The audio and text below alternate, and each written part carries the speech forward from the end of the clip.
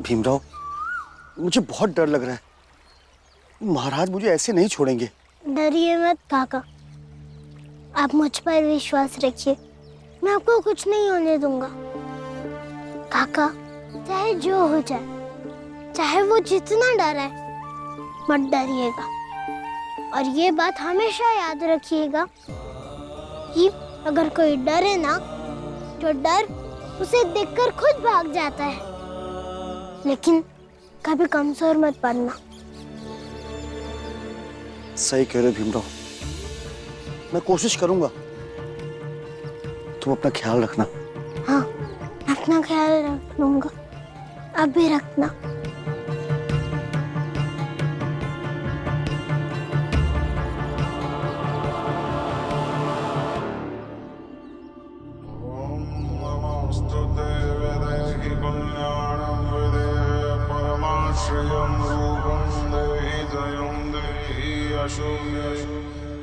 महाराज, मंगेश का भाई महेश।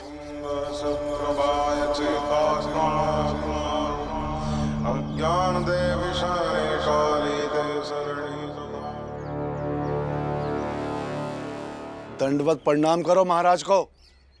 चल।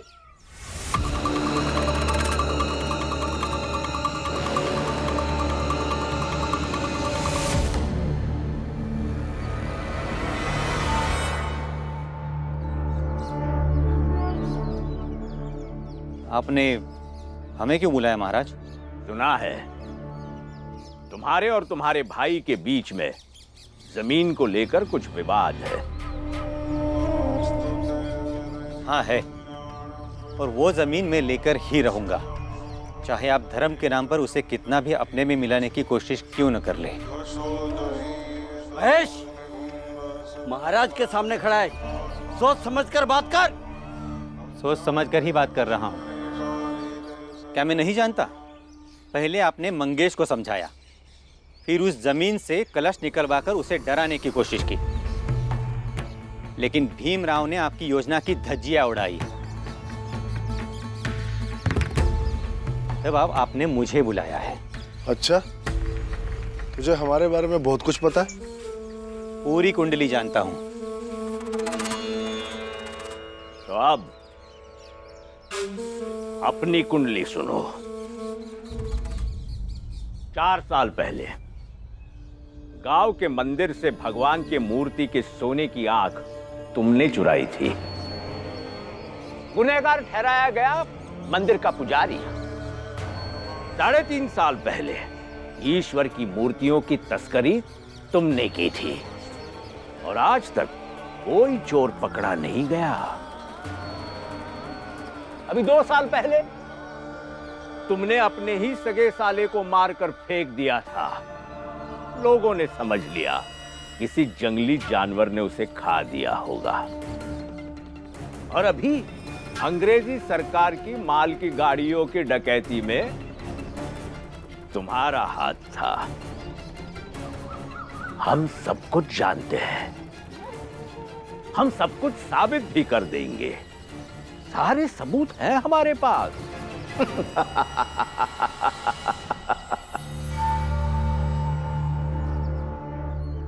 वैसे हर अपराधी की कुंडली रखना हम बहुत जरूरी समझते हैं। हमारा भी काम निकल आता है ना कभी कभी। अब 2 विकल्प है तुम्हारे पास। एक, हमारा साथ दो।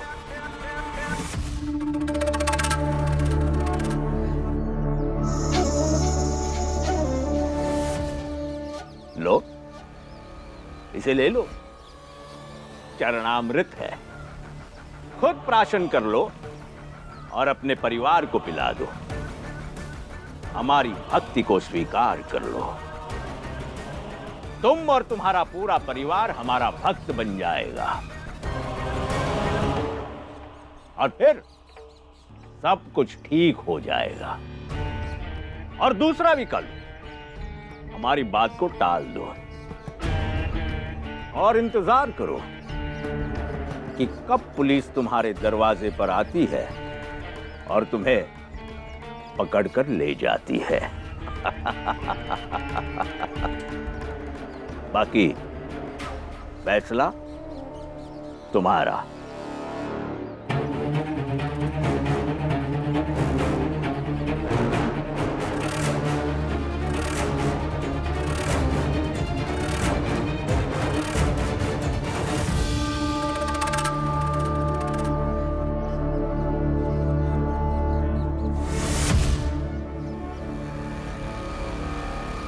बताइए महाराज, मुझे क्या करना होगा? जाकर अपने भाई मंगेश से कहो कि आज के बाद उस जमीन के टुकड़े के लिए तुम उसे परेशान नहीं करोगे, कभी नहीं। किंतु उसने उसके लिए तुम्हें 5,000 रुपए देने होंगे।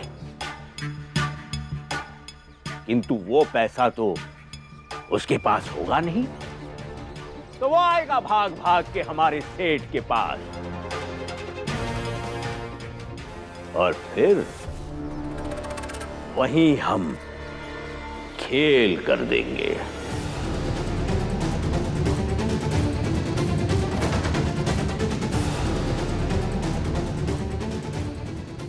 ठीक है महाराज जी, मैं वैसे ही करूंगा।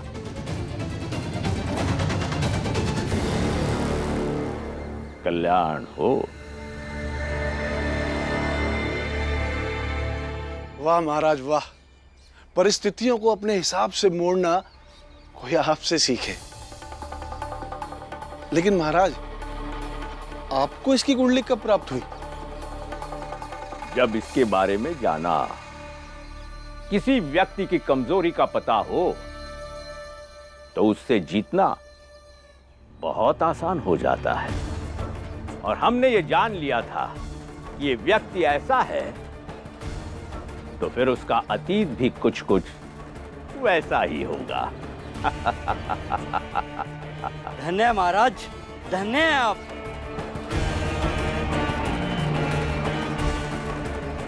अब बचा लो भीमराव, उस जमीन के टुकड़े को भी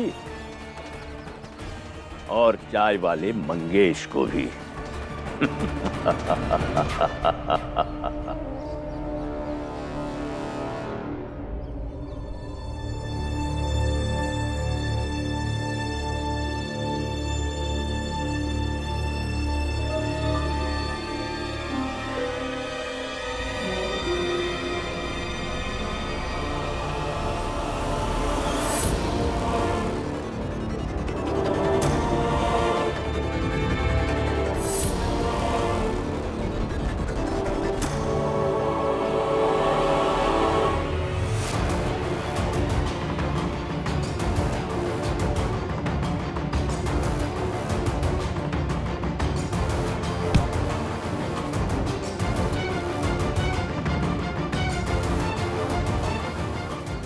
और ये बात हमेशा याद रखिएगा कि अगर कोई डरे ना, तो डर उसे देखकर खुद भाग जाता है।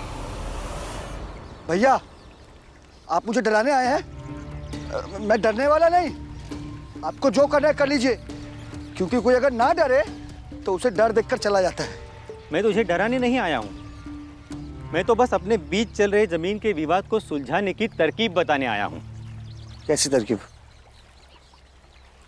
देख मंगेश, हम दोनों एक ही माँ बाप के बेटे हैं, तो मैं बस यही समझाना चाहता हूँ कि इस विवाद से हमें कुछ फायदा नहीं होने वाला। देखिए भैया, ज्यादा गोल गोल मत घुमाइए, जो बात करना है वो बोलिए।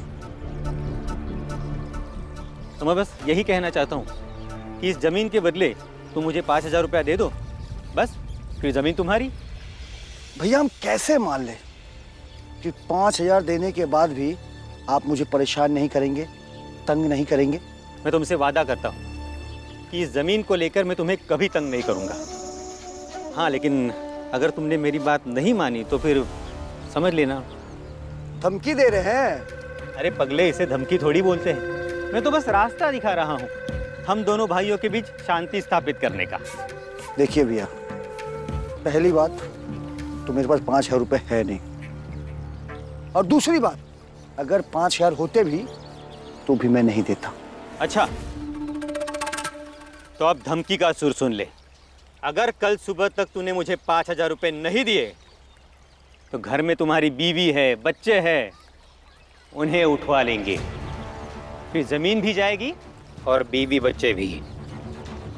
और हाँ, अब रोते रोते उस भीमराव के पास मत चले जाना, क्योंकि अगर तुमने भीमराव को एक बात बताई तो यकीन मानो, आज नहीं तो कल मैं तुम्हारे बीवी बच्चों को निपटा ही लूंगा। बस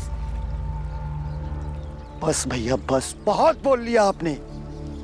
हम दोनों के बीच में परिवार को मत लाइए, मत दीजिए धमकी।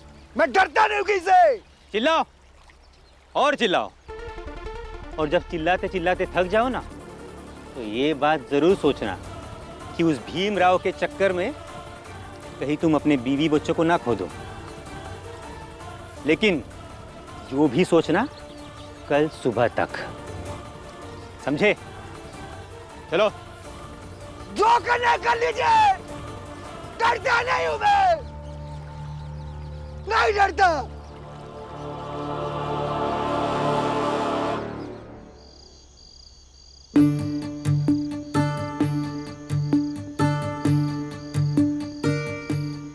रामजी काका, रामजी काका, आया। ये पैसे का हिसाब हो गया है, आप एक बार देख लीजिए।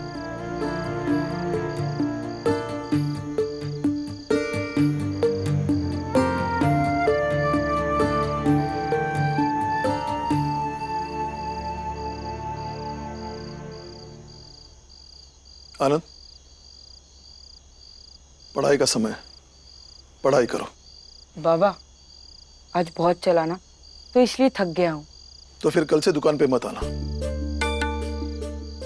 तुमने कहा था ना, काम के साथ साथ पढ़ाई भी कर लूंगा। अगर तुमसे नहीं हो रहा है तो रहने दो। नहीं बाबा, भाव मैं पढ़ाई भी करूंगा और काम भी करूंगा। तो फिर काम के समय में काम और पढ़ाई के समय में पढ़ाई होनी चाहिए। ठीक है बाबा, मैं अगली बार से ध्यान रखूंगा। अरे रामजी काका, क्यों परेशान हो रहे हैं? ये लोग कहाँ पढ़ लिख के वायसराय बनने वाले हैं।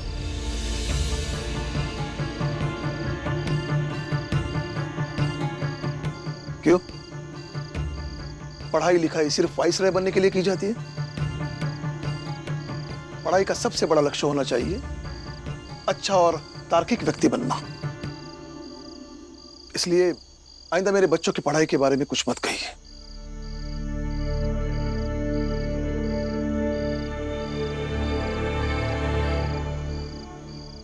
ये हिसाब और उसके पैसे।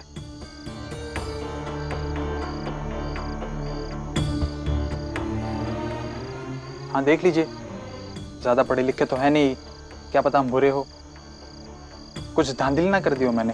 देखिए, ऐसा मत कहिए। क्या करें, आपको तो ज्यादा पढ़े लिखे लोग ही अच्छे लगते हैं। तो पढ़ा लिखा ना होने का मतलब बुरा होना ही नहीं होता है। वो क्या है ना भीमराव, इनकी मजाक की आदत अभी तक गई नहीं। चलिए खाना खाने। आप लोग भी आइए, खाना खा लीजिए। चल आजा। ये बाला कहाँ रह गया? बाला भैया, बाला भैया, बाला भैया, बाला भैया आप कहाँ हो? अब शायद घर के पीछे होगा। बाला भैया पीछे भी नहीं है। बाला भैया जहाँ भी होते थे अब तक घर आ जाते थे, पता नहीं आज क्यों नहीं है। ठीक है, मैं बाला को देख कर आता हूँ। बाबा मैं भी चलता हूँ आपके साथ। चल। हाँ बाबा, मैं भी चलता हूँ। चल।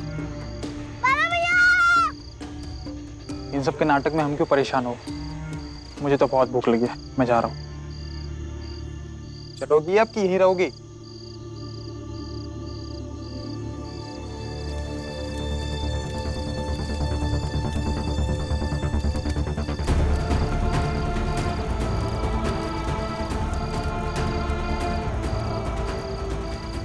इस जमीन के बदले तुम मुझे 5,000 रुपया दे दो, बस फिर जमीन तुम्हारी।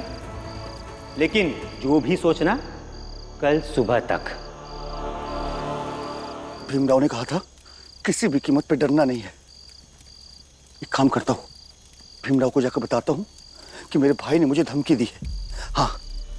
अब रोते रोते उस भीमराव के पास मत चले जाना, क्योंकि अगर तुमने भीमराव को एक बात बताई तो यकीन मानो, आज नहीं तो कल मैं तुम्हारे बीवी बच्चों को निपटा ही लूंगा। नहीं नहीं, भीमराव के पास नहीं जा सकता। अगर महेश को पता चल गया और वो मेरे परिवार वालों के साथ कुछ गलत कर दिया तो मैं जिंदगी भर अपने आप को माफ नहीं कर पाऊंगा। फिर क्या करूं मैं, कुछ समझ नहीं आ रहा।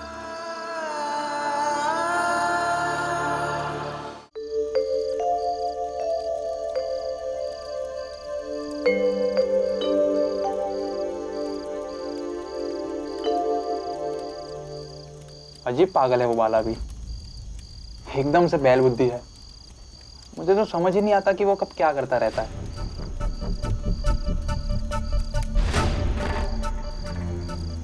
और तू बैठी क्या कर रही है? पंखा चला ना।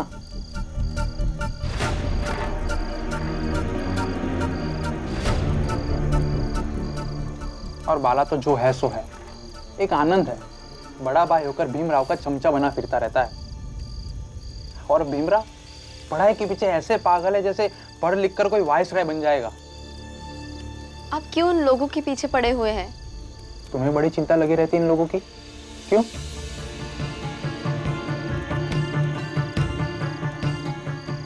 बाला भैया अभी तक नहीं मिले, पता नहीं कहाँ चले गए हैं।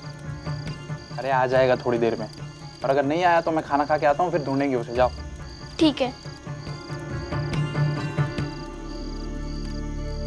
अब चले जाओ यहाँ से। चला जाता हूँ और फिर लौटूंगा नहीं, तब तो आप खुश रहेंगे ना? सो गई क्या? जी नहीं।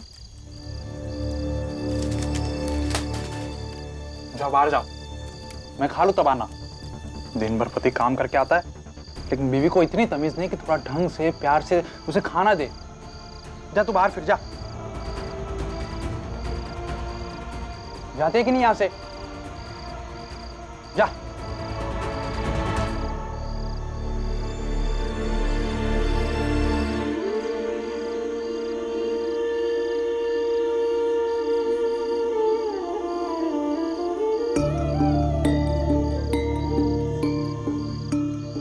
ये बाला इतनी रात को कहाँ गया होगा?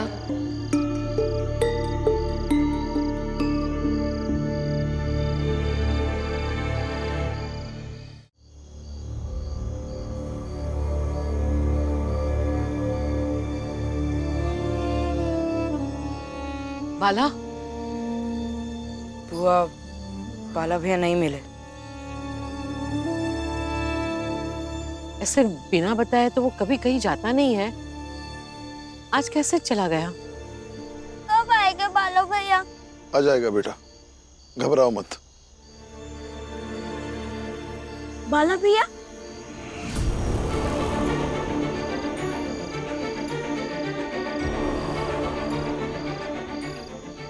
बाला भैया?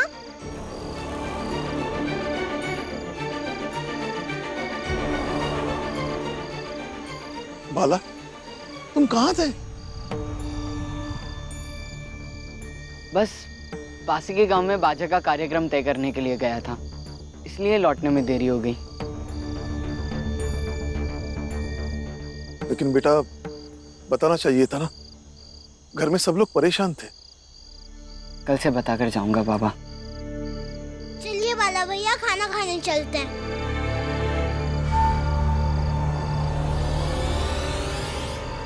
सुनो,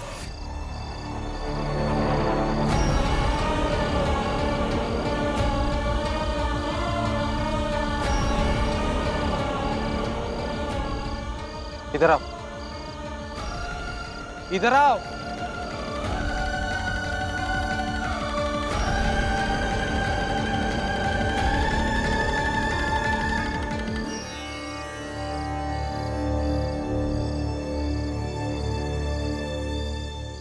कहां से आ रहे हो तुम?